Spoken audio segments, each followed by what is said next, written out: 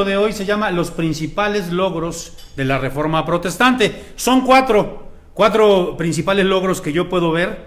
A lo mejor hay más, pero yo puedo englobarlos en 4. Pero vamos a orar, hermanos. Allí en sus casas les pido que cierren sus ojos y vamos a orar. Padre, te damos gracias por tu palabra, Señor, porque siempre que la escuchamos nos hace bien y siempre que nosotros la obedecemos, pues hay bendición y hay prosperidad en nuestras casas, en nuestros hogares, en nuestra vida e incluso en nuestro país, Señor. Padre, te damos gracias por esto en el nombre de Jesucristo. Amén y amén. Vamos a darle entonces a la primera lámina. Hermanos, el primer logro que yo puedo ver que trajo la iglesia protestante o este acontecimiento de la Reforma Protestante a su iglesia fue el de regresar a los orígenes. Nosotros sabemos, como ya lo mencioné, la iglesia se había desviado durante 10 siglos, durante 1000 años que duró todo el periodo del medievo, y la Iglesia Católica Romana era la única, y se desvió porque, miren, vean ustedes, quiero mencionar nada más algunas cosas en las que se desvió. Enseñando doctrinas que no eran bíblicas, por ejemplo, eso de vender las indulgencias, que ya lo vimos, no voy a hablar mucho de eso de hablar, y no solo de hablar, sino de enseñar la doctrina del purgatorio. En la Biblia, ¿dónde se menciona el purgatorio? La Biblia solamente menciona el cielo y el infierno, nada más. No menciona ningún lugar intermedio. Y esta iglesia enseñó que había un lugar intermedio a donde iban las personas que morían, para infundirles miedo. Otro más, por ejemplo, los sacerdotes, nadie les pidió, a la Iglesia Católica nadie le pidió que hicieran esto del celibato. Es decir, los sacerdotes hacían un voto de no tener relaciones sexuales, de no tener una esposa. Eso no lo pidió la Escritura. Porque incluso Pedro, que ellos mismos dicen que es el pilar de la Iglesia Católica, fue casado. Y entonces nosotros podemos ver cómo esos sacerdotes que juraban o hacían un voto de celibato, por aquí, como dicen, abajo del agua, tenían relaciones con las monjas, había monasterios de hombres y de mujeres, y había unas cuevas, unos subterráneos que los comunicaban, y tenían relaciones con las monjas y embarazaban a las monjas. Sabemos que muchos de estos sacerdotes son pederastas, violadores de niños. Y bueno, la iglesia se desvió en muchas áreas. Y la Reforma Protestante lo que hace es volver nuevamente a regresar a los orígenes. De hecho, la palabra reforma, eso es lo que significa, volver a la forma. ¿A cuál forma? Aquí ponemos volver a la forma en todo. ¿A cuál forma? A la forma bíblica. Porque nuestra única norma de fe y conducta es la Biblia. No hay otro, hermanos. No podemos decir, yo voy a hacer esto porque yo quiero que se haga así, porque me gusta hacerle así. No es que te guste, es lo que Dios dejó determinado en su palabra. Y entonces yo quiero leer Hechos 2, aquí marco del 43 al 47, pero solamente vamos a leer 2 versículos. Miren lo que dice ahí. Y fíjense, hermanos, aquí tenemos el paradigma de lo que es ser iglesia, el modelo de iglesia. Ahora que muchos pastores o muchas iglesias andan buscando, sale un libro, por ejemplo, salió el de 40 días con propósito allá en los Estados Unidos, y todas las iglesias voltearon a ver a ese modelo y dijeron, vamos a hacerle así como le están haciendo ellos. O sale algo nuevo, vamos a hacerle así como le están haciendo ellos. Y buscamos modelos, buscamos paradigmas, cuando los modelos y paradigmas los tenemos en la palabra de Dios. Y esta es la iglesia del primer siglo. Algunos dicen la iglesia primitiva, no me gusta llamarle a mí así. La iglesia del primer siglo, aquí está ese modelo. Fíjense cómo era esa iglesia. Y hacia allá regresó la Reforma, y hacia allá tenemos que regresar nosotros. Dice ahí, y perseverando unánimes cada día en el templo, y partiendo el pan en las casas, comían juntos. Y fíjense, ahí hay un paradigma, con alegría y sencillez de corazón. Vamos a seguir, alabando a Dios y teniendo favor con todo el pueblo, y el Señor añadía cada día a la iglesia a los que habían de ser salvos. Es decir, era una iglesia que era sencilla. Eso es uno de los bases. Ahora tal parecería que las iglesias carismáticas o algún tipo de iglesias que se están levantando es en grandes auditorios, tienen sus escenarios, luces, como si fuera un show, ¿no? Y son iglesias, mega iglesias de miles de personas, donde las personas que van ni se conocen. Y aquí dice, hermanos, que el modelo de la iglesia era que comían juntos, y era una iglesia sencilla, y eso es lo que nosotros debemos regresar. A ver que nuestra iglesia sea una iglesia sencilla. Mientras esté funcional, no importan los lujos, eso no importa. Entonces, nuestra iglesia debe ser una iglesia sencilla. Fíjense, alababan a Dios. Eso es lo principal, que alabemos a Dios, que haya armonía, que haya comunión. Y que la gente de afuera vea en nosotros, fíjense, teniendo favor de todo el pueblo, o con todo el pueblo. La gente de afuera, aún los que no eran creyentes, los veían a ellos y tenían el favor, porque realmente los veían que eran diferentes. Y entonces predicaban la palabra de Dios, y el Señor añadía cada día a la iglesia a los que habían de ser salvos. Eso es lo que tenemos que regresar a hacer, a predicar la palabra. Ese es el modelo bíblico, no hay otro, hermanos. Y la reforma protestante lo que hace, la primer legado, hermanos, la primera cosa que hace es volver a los orígenes. Y eso es imprescindible que lo hagamos, volver a los orígenes. Vamos a ver la segunda cosa, y aquí me voy a detener un poquito más. Quitar la visión dualista, o el pensamiento dicotómico, o el pensamiento, no hay otra palabra, dualista. Explico esto, hermanos. ¿Me puedes dar uno más? Nada más uno. Fíjense, pongo ahí la imagen de este personaje. Ustedes saben que es de la caricatura de los Simpson. Regrésale uno. Sí, ahí, nada más. Fíjense cómo hay en los Estados Unidos, el autor de los Simpson. Yo menciono mucho esto porque a mí me quedó muy grabado, ¿no? Se llama Matt Groening. Y él hizo esta caricatura. Ya lo he comentado en otras ocasiones, haciendo una crítica a la sociedad de los Estados Unidos, que es una sociedad secularista, y explico por qué.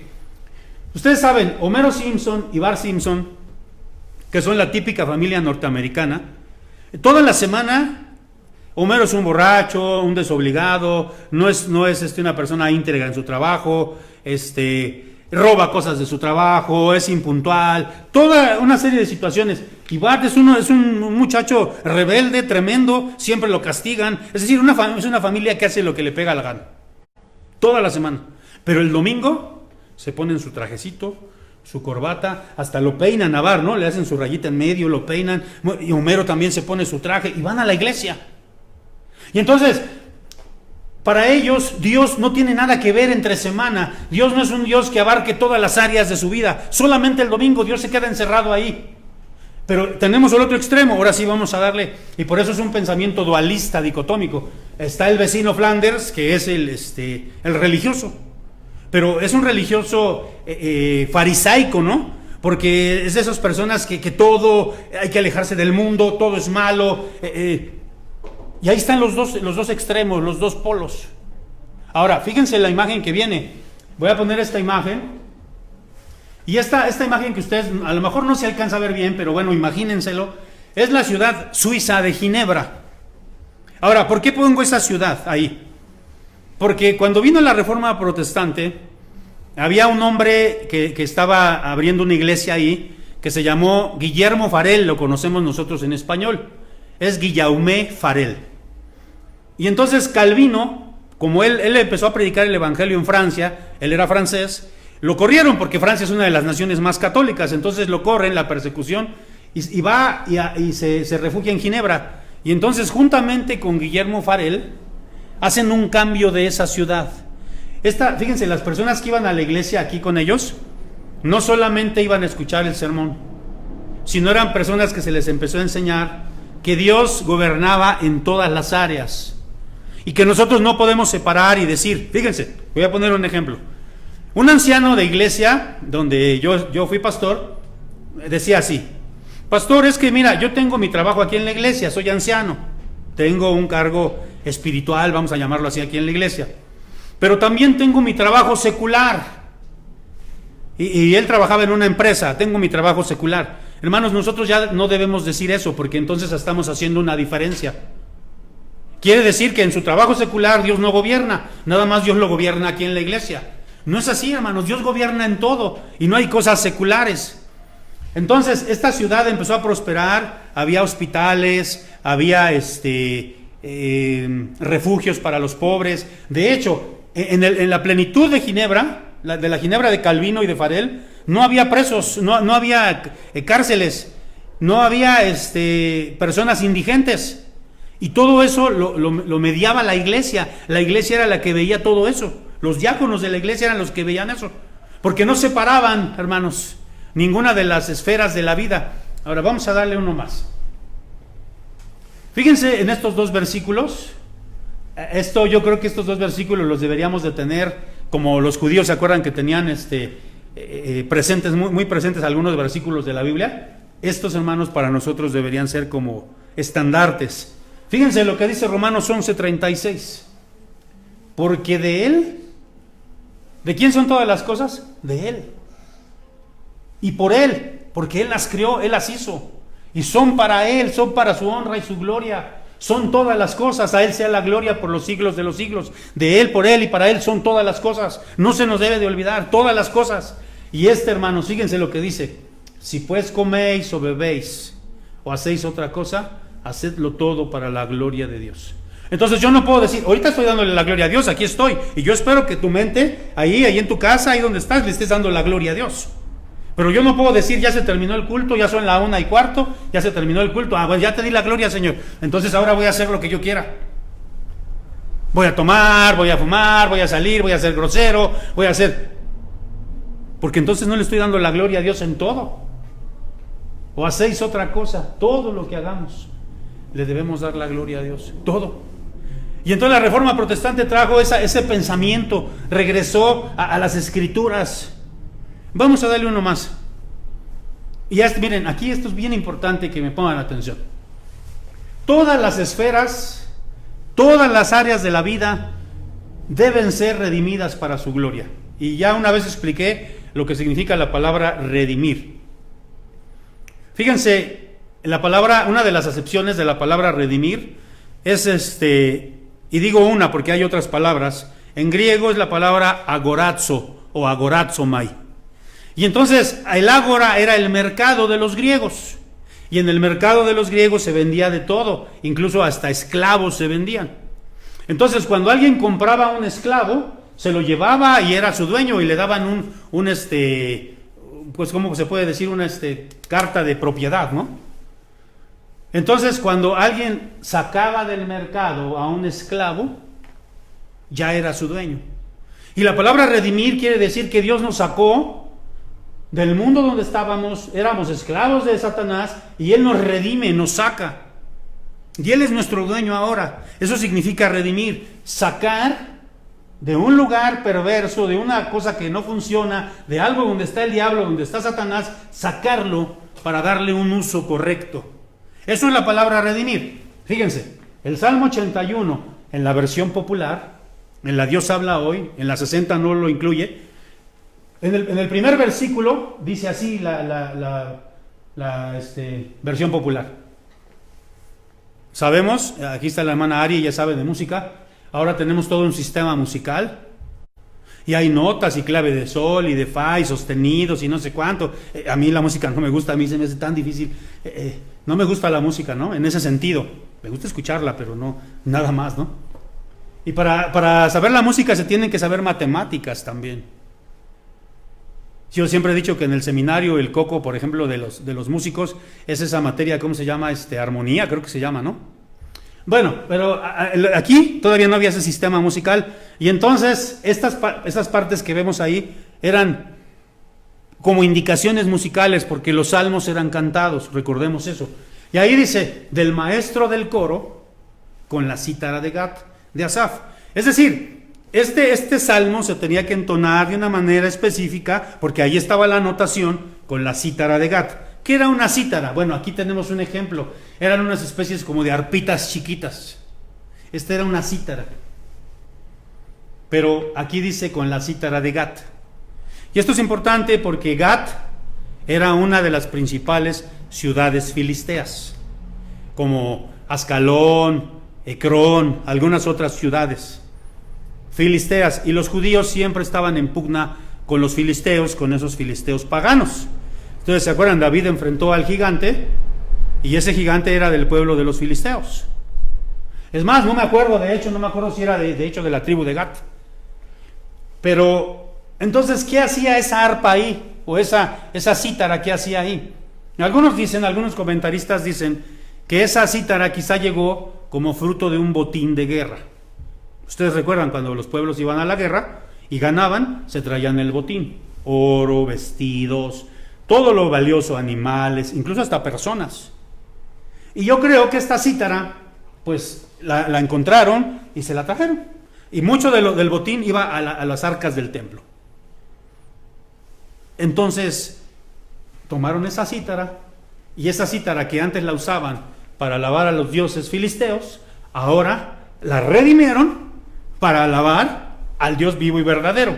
Eso es lo que debemos hacer, hermanos. Y la Reforma Protestante trajo ese pensamiento que nosotros, porque miren, aquí pongo por ejemplo el internet, y hay gente que dice, no, hay iglesias, no, el internet es del diablo, es diabólico, la televisión es la caja del diablo, no lo usen.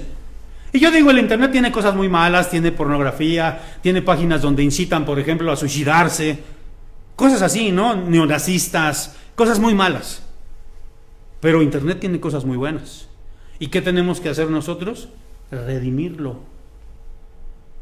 Es lo que tenemos que hacer. El cine, por ejemplo, tenemos que redimirlo. Aquí pongo el ejemplo de las Crónicas de Narnia, que primero fueron unas novelas escritas por Clement Staples Lewis, uno de los grandes teólogos cristianos, y después se llevaron a la pantalla en películas, y son películas hermosísimas. Y lo que quiso hacer él es hablarle a la Europa de la posguerra, esa Europa que ya no creía en Dios y que empezaba a creer nuevamente en elfos y creía en toda esa serie de mitología europea. Él les presenta el Evangelio con esa misma mitología. Él estaba redimiendo. Y hermanos, de veras ahora yo cuando veo películas mexicanas, no solo las películas que no son cristianas son malas, sino aún las películas cristianas mexicanas son malísimas. Y nosotros debemos decir, tenemos que redimir esas áreas y hacerlo bien, porque es para la gloria de Dios. La medicina igual, el derecho igual. Antes se decía, aquí hay unos jóvenes que quieren estudiar sagrada teología. Y entonces eso hacía que la teología fuera mayor que la medicina o que el derecho. Y no es así. Entonces, si vas a decir sagrada teología, también tienes que decir sagrada medicina o sagrado derecho. Simplemente di teología, vamos a estudiar teología, vamos a estudiar derecho, porque todas las áreas glorifican a Dios. No solo los teólogos, no solo los pastores deben glorificar a Dios, sino todos, en todas las áreas. Esto es lo que trajo como pensamiento la Reforma Protestante. Esto es importantísimo, hermanos. Vamos a ver la tercera. Trajo también, digamos, el pueblo protestante es un pueblo que tiene mentalidad educativa, mentalidad científica. Fíjense, vamos a leer Éxodo 35 del 30 al 31 y ahorita nos regresamos. Quiero que leamos esto, hermanos. Aquí está hablando de cuando se iba a hacer el tabernáculo de reunión. Dios quería que se hiciera ese tabernáculo. Y entonces fíjense lo que dice ahí. Y dijo Moisés a los hijos de Israel, mirad, Jehová, fíjense, dice, Jehová ha nombrado a Bezaleel, hijo de Uri, hijo de Ur, de la tribu de Judá. Nombró a ese hombre. Y lo ha llenado del Espíritu de Dios en sabiduría, en inteligencia, en ciencia y en todo arte. Es decir, Dios a sus hijos, los cristianos no son unos tontos, no son unos ignorantes, porque Dios nos ha dado lo que dice aquí, sabiduría, inteligencia, ciencia y arte también. Hay muchos cristianos que están peleados con todo esto, ya para qué estudio, dicen algunos. O para qué quiero yo, y en muchas denominaciones todavía hay esa mentalidad, ¿para qué me preparo? Hermanos, esa es una mentalidad errónea completamente. Vamos a regresarnos, hermano Elías, gracias. Fíjense, mucha gente en todo ese periodo de la Edad Media, en esos 10 siglos, no sabía leer ni escribir. La gran mayoría. Y eso le convenía a la Iglesia Católica. El único que sabía leer era el sacerdote y lo hacía en latín. Mientras la gente no entendiera, mejor para ellos. Pero con la Reforma Protestante hubo varios que tradujeron. Por ejemplo, Tyndall tradujo la Biblia de latín al inglés. Lutero la tradujo de latín al alemán. Calvino de latín al francés. Casiodoro de Reina o Casiodoro Casiodoro de Reina y Cipriano de Valera la tradujeron al español. De hecho, es bien curioso porque ellos fueron a Francia, estuvieron también en Ginebra, estuvieron auspiciados por Calvino. para que pudieran traducir la Biblia al español. Bueno, al traducir las Biblias, al traducir las Biblias a diferentes idiomas, la gente la empieza a aprender a leer con la Biblia. Muchos aprendieron a leer con la Biblia. Muchas personas han aprendido a leer con la Biblia. Y al aprender a leer con la Biblia, empiezan a sentir ese deseo de estudiar. Ese deseo despertó un gran interés en la ciencia, en ver por qué pasaba esto. Y hubo grandes científicos. Ya hemos visto, yo ya no voy a hablar mucho de eso, porque ya hemos hablado. Por ejemplo, nada más aquí menciono a uno de ellos, que ya en una ocasión ya hice un historial. Hans Lippershey inventó el primer telescopio en 1600, antes que Galileo. Y así, hay muchos científicos, porque el pueblo cristiano, la Reforma trajo eso, quitar la ignorancia, y trajo una mentalidad educativa. De hecho, cuando los primeros misioneros llegaron en 1872 aquí a México, y me estoy hablando de los misioneros presbiterianos, por supuesto, porque es de lo que me consta a mí por la historia, llegaron abriendo escuelas en el norte del país. Melinda Rankin fue una de ellas. Ella no era presbiteriana, pero era congregacionalista, y ella empezó a abrir escuelas para señoritas donde les enseñaban, por ejemplo, a hacer el secretariado, pero les enseñaban también inglés y les enseñaban la palabra de Dios. Y cuando ellas salían de ahí, de esas señoritas salían de ahí, salían con un oficio y salían conociendo el Evangelio. Y de esa manera el Evangelio se iba extendiendo, porque después esas señoritas usaban el sistema lancasteriano. Ellas después daban clases también y enseñaban lo que ellas sabían. Cuando llegaron aquí los primeros misioneros, abrieron escuelas, abrieron hospitales y tenían una visión para que el pueblo de Dios no se quedara estancado. Ahora, como iglesia mexicana, nos los estamos acabando, ¿verdad? Porque ya, ya no voy a hablar de eso. Dale uno más, hermano.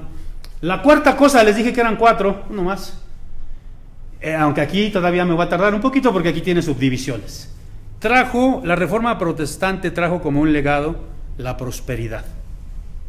Fíjense cómo dice Génesis 39:3, y aquí está hablando de José el soñador, cuando sus hermanos lo venden y llega, ¿verdad?, a Egipto, y llega a casa de los principales oficiales de Faraón, que se llamaba Potifar.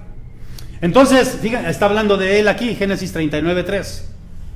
Y vio su amo, es decir, Potifar, se dio cuenta que Jehová estaba con él, Jehová estaba con José, y que todo lo que él hacía, Jehová lo hacía prosperar en su mano. Todo lo que hacía José lo hacía prosperar. Dice, lo vendieron, prosperó. Lo metieron a la cárcel, prosperó. Y déjame decirte, hermanos, decirles que las más grandes naciones de la actualidad son protestantes. Alemania, Holanda, Suiza, Finlandia, Suecia, Dinamarca, los Estados Unidos, y quizá me falte algunos nombres por ahí, son protestantes.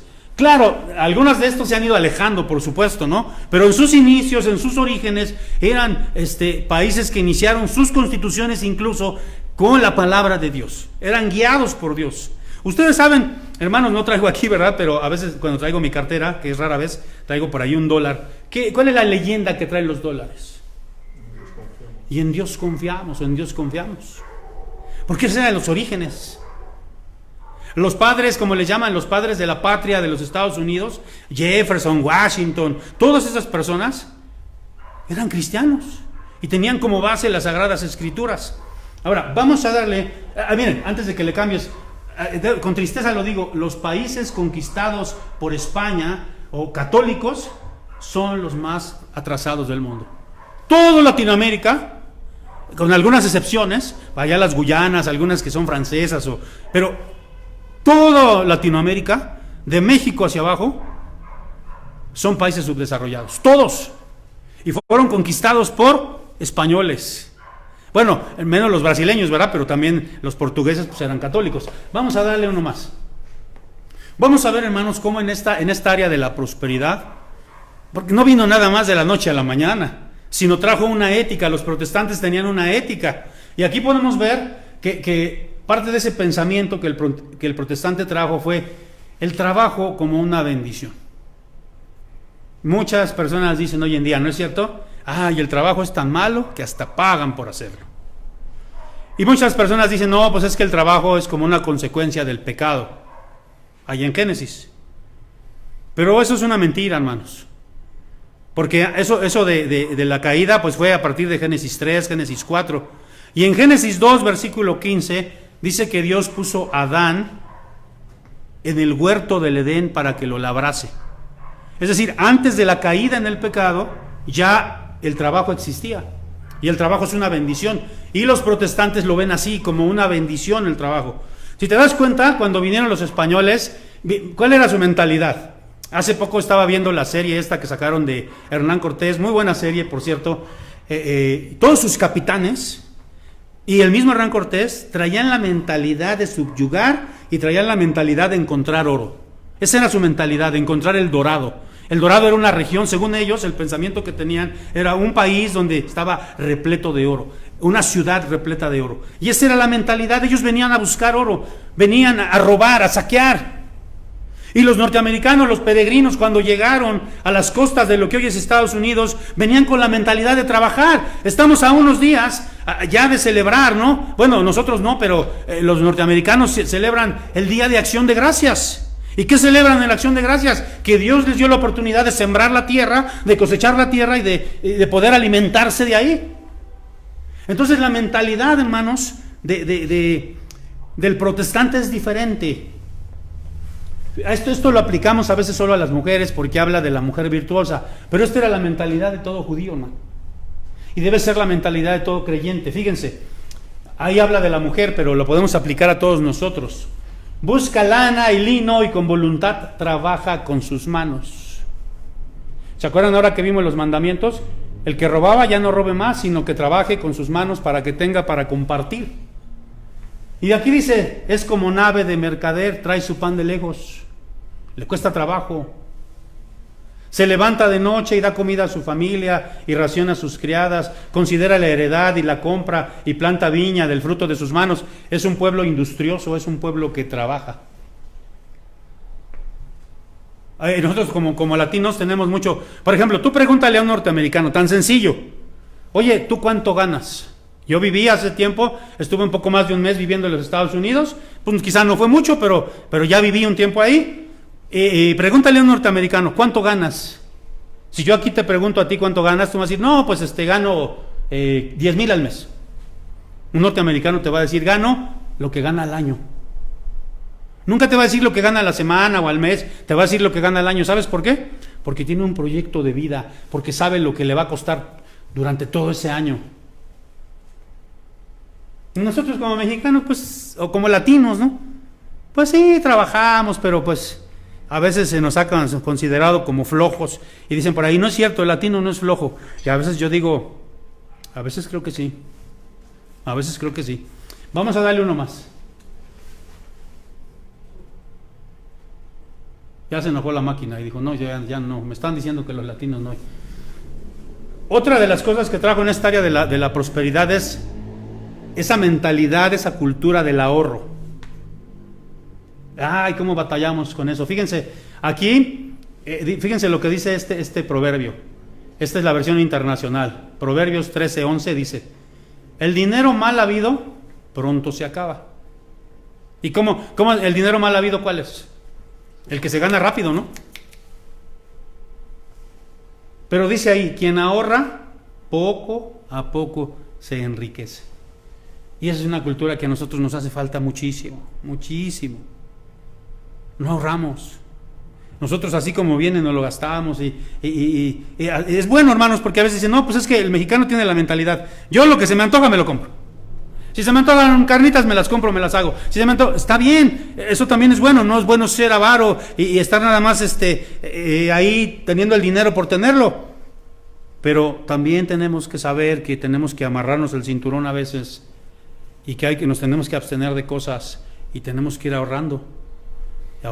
Y enriquecerse no quiere decir que te vas a ser millonario, sino que vas a prosperar y vas a salir adelante. Déjame decirte que yo no conozco ninguna familia que no, pues, se haya convertido al evangelio y que de veras haya tomado el evangelio así de veras con fervor, que sigan igual que como estaban.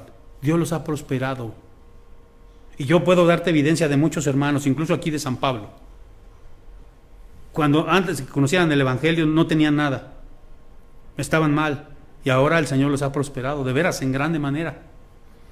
Y eso es por parte de esta cultura del ahorro, ¿no? Miren, aquí tenemos esta situación, cómo vas ahorrando hasta que realmente ya tienes un pequeño capital. Vamos a darle uno más. La puntualidad y la diligencia. Ay, cómo batallamos con esto los latinos y los mexicanos. Una vez me decía una persona, me dieron una invitación para una boda que iba yo a asistir. Entonces yo les dije, miren, yo si ustedes llegan más tarde de lo acostumbrado, o más bien de hecho del tiempo que les voy a dar, no los caso, yo soy muy puntual, de veras, y soy muy radical. Y entonces en su invitación venía, ¿no? Pues hagan de cuenta, 2 p.m. Y todavía me dicen de WhatsApp, ay sí, pastor, dice 2 p.m. porque dice puntualidad mexicana. ¿Eso qué significa? Que era a las 2, pero que iba a comenzar ¿a qué horas? 2:30, 3 de la tarde. Porque así estamos acostumbrados. De hecho, estaba viendo unos videos de qué es lo que piensan los extranjeros de nosotros. Estaba viendo de unos rusos y de unos rusos principalmente. Y ellos decían, varias cosas que les gustan de México. Su comida, sus tradiciones, que hay mucha fruta, el clima. ¿Y qué cosas no les gustan de México? Algo que no toleramos es la impuntualidad, la informalidad. Porque, por ejemplo, para ellos México tiene una palabra y dicen, nos vemos ahorita. Y dicen, para nosotros ahorita es ahorita. Y para ustedes ahorita puede ser incluso mañana. Entonces, eso es verdad, hermanos. Miren, esta traducción es la Biblia Torres Amat. Me gustó mucho cómo dice aquí el Proverbios 22-29. Dice, ¿viste algún hombre puntual y expedito en sus negocios? Pues, en manera de pregunta, ¿no? Lo hice mal yo. Ese tendrá cabida con los reyes y no quedará entre la plebe. Yo les puedo decir algo. Yo puedo tener todos los defectos que ustedes quieran, pero en todos los lugares a donde voy, en los seminarios donde trabajo, en las iglesias donde he estado, la gente sabe que yo soy puntual.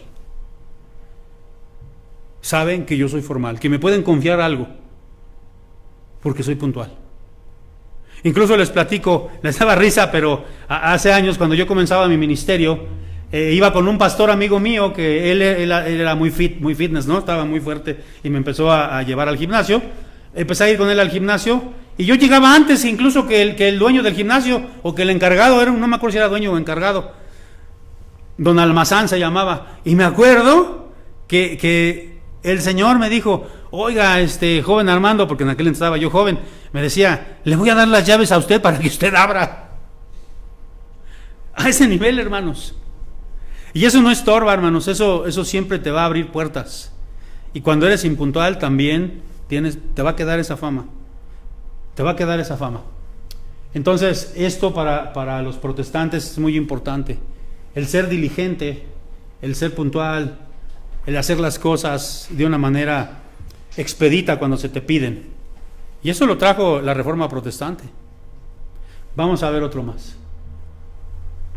¡Ay, cómo nos cuesta trabajo también! Aquí estoy pisando callos. Aquí a los latinos, ¿verdad? Pues soy también latino, ¿verdad? El respeto a las leyes. ¡Ay, cómo nos cuesta trabajo esto!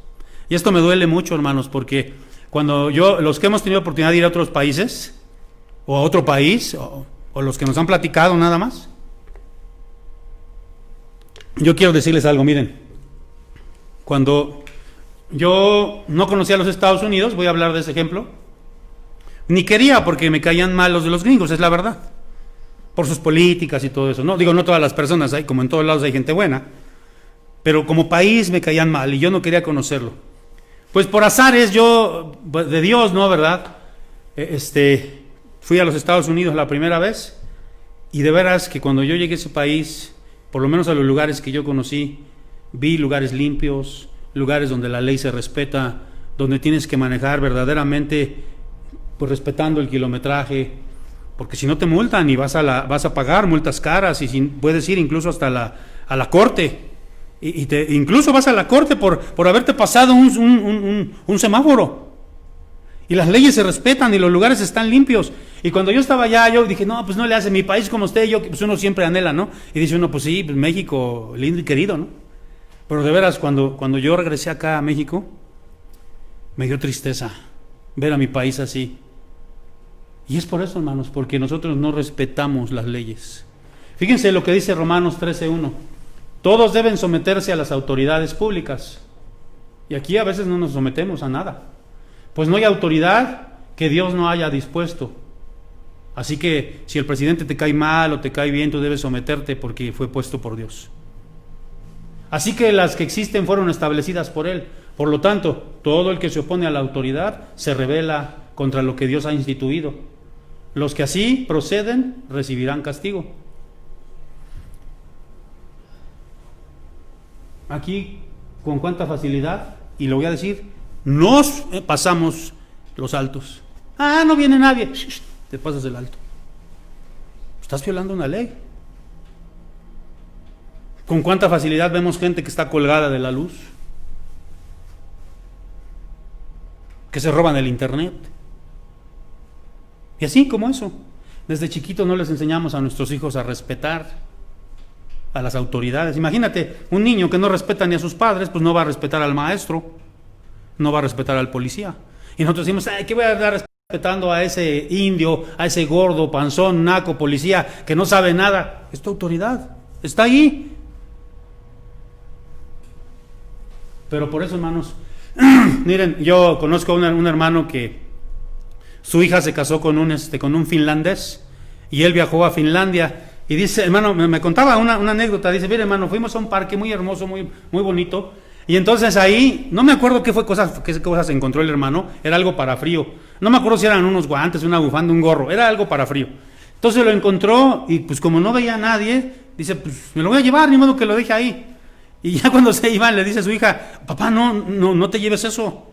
Pero hija, no es de nadie, pues aquí, no papá, mira, aquí hay un lugar específico donde dejamos las cosas que están olvidadas y las personas que se les perdió al rato regresan y aquí las encuentran. Y yo dije, pues igualito que en México, ¿no? Hay también, por ejemplo, en algunos países ponen afuera de los metros unos depósitos donde hay periódicos gratuitos para que la gente vaya tomando de uno. Yo digo, aquí eso pasa en México, se llevan todo, con todo y el depósito, ¿no? Se lo llevan. Se han robado cajeros. Y eso pasa, hermanos, de veras. Y da tristeza porque realmente yo digo, nuestro país no va a cambiar por la idiosincrasia. Nuestro país no va a cambiar. Pero sí podemos cambiar nosotros. Nosotros sí podemos cambiar. Nosotros sí debemos respetar las leyes. Aunque nadie más las respete, tú y yo sí tenemos que respetarlas. Vamos a darle uno más, no sé si haya... Sí, ese es el último. Hermanos, es el último, hablando de la prosperidad, de lo que trajo la Reforma Protestante. El cuarto punto trajo prosperidad y lo dividimos en varios puntos. Y vemos aquí el principio de la limpieza. Déjame decirte, antes que leamos, las ciudades durante todo el medievo, y tú puedes estudiarlo en la historia, eran ciudades sucias, malolientes, apestosas. Incluso hace poquito estaba leyendo que los reyes, por ejemplo, no los reyes, la corte, los nobles, en varios países europeos, usaban esos grandes vestidos y esas pelucas y todo eso, no como una moda, sino realmente lo usaban para mitigar el olor que despedían, porque la gente casi no se bañaba. No tenían mucha agua, incluso cuando se bañaban, lo hacían en una tina y ahí se bañaban todos. Por jerarquía, el papá era el primero que se bañaba, luego la mamá y así los hijos, hasta el más chiquito. Imagínense el agua tan puerca que dejaban ya. Y las ciudades eran muladares. Con Calvino, Ginebra fue una de las ciudades modelo. Y tú puedes investigarlo y leerlo. Ahora, fíjate lo que dice aquí, Deuteronomio 23:12. Designarás un lugar fuera del campamento donde puedas ir a hacer tus necesidades. Como parte de tu equipo tendrás una estaca con la que cavarás un hueco y luego de hacer tu necesidad cubrirás tu excremento. ¿Y esto, dónde estaban, cuando se escribió eso, dónde estaba el pueblo? En el desierto. Ni siquiera estaban establecidos, eran nómadas. Y Dios dice, aunque sean nómadas, no tienen que ser cochinos. A donde quiera que lleguen, tapen sus porquerías, su cloaca. Y luego lo dice más abajo en el versículo 13, no lo puse ahí, porque yo, Jehová, soy tu Dios, soy santo, y me paseo sobre todo el campamento, sobre todo el pueblo de Dios. Entonces nosotros tenemos que ser un pueblo limpio, hermanos. Si los demás no lo son, ¿cuántas veces hace poquito fui simplemente a San Pedro con mi esposa y iba delante de nosotros una camioneta que iban tirando todo lo que traían, envases, tiraron como 6, 7 cosas, y dan ganas de alcanzarlos y decirles, oye, no seas cochino, no seas... Pero pues no podemos hacer eso, ¿verdad? Y por eso está así nuestro país, hermano, está sucio. Miren, ya con eso concluyo casi. Hace años recibía yo grupos de norteamericanos en la iglesia donde estaba pastoreando, y estaban aquí por una semana, a veces por 15 días, eran varios, unos 15 norteamericanos, eran jóvenes que venían a ayudar al trabajo, y pues iban muy contentos, ¿no? Porque pues trabajaban, los llevábamos a las pirámides, los llevábamos allá al centro a comer, allá al Café Tacuba, creo que se llama, ¿no? Se iban contentos, y les dábamos de comer pues cosas ricas, limpias, todo. Y hacían una evaluación, y pues no, nos gustó esto y nos vamos contentos, pero al final, y esa evaluación lo hacía la organización de ellos, ¿no? No me acuerdo cuál era Visión al Mundo, no sé qué organización era. Y entonces les hacían ellos esa encuesta y decían, no nos gusta de México, que hay muchos perros en la calle, hay mucha suciedad, y México huele a orines. Qué tremendo, ¿no? A ver, que yo me salga en Estados Unidos o en alguno de estos países a orinar ahí en la calle, incluso en un árbol donde nadie me vea. Si me agarran policía, ¿qué me hacen? Y aquí en México, ¿qué pasa? Incluso si te ven policía, lo que va a hacer es que te va a sacar una mordida, ¿no? Éntrele, mi jefe, póngase a mano. Y vean, hermanos, cómo la reforma protestante trajo un pensamiento diferente, una cosmovisión. Ahora, te digo, estos países se han ido desviando también, se han ido alejando de la palabra de Dios. Y eso lo podemos ver, ¿no? En muchas áreas. Pero nosotros, lejos de alejarnos de la palabra de Dios, tenemos que regresar. Si el país no va a cambiar, yo tengo que cambiar. Si los demás rompen las leyes, los reglamentos, yo no. Vamos a orar, hermano, y espero que esta palabra de Dios te sirva y te ayude para vivir una vida mejor. Vamos a orar. Padre, gracias por el legado de la Reforma. Gracias por esos hombres y mujeres que tú levantaste para cambiar la historia de tu iglesia. Tú no querías una iglesia que continuara viviendo de una manera que no te agrada. Y la rescataste siempre a un remanente fiel, Señor, para que viviera de una manera diferente, una manera como a ti te agrada. Que esta palabra nos sirva, Señor, para ponerla en práctica a nosotros. En el nombre de Jesucristo oramos. Amén y amén.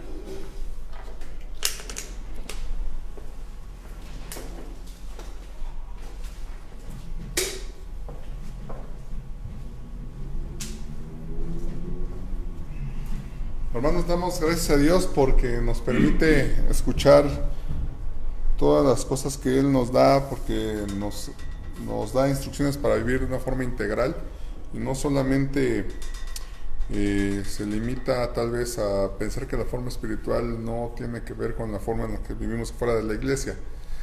Vamos a continuar ahora con el himno número 39, Santo, Santo, Grande, Eterno Dios. Búsquenlo por favor en su casa, y si no, aquí lo tenemos, hermanos, para que lo puedan entonar también. Vamos a entonarlo con gusto, con alegría, con gozo, porque como decía el Señor es digno.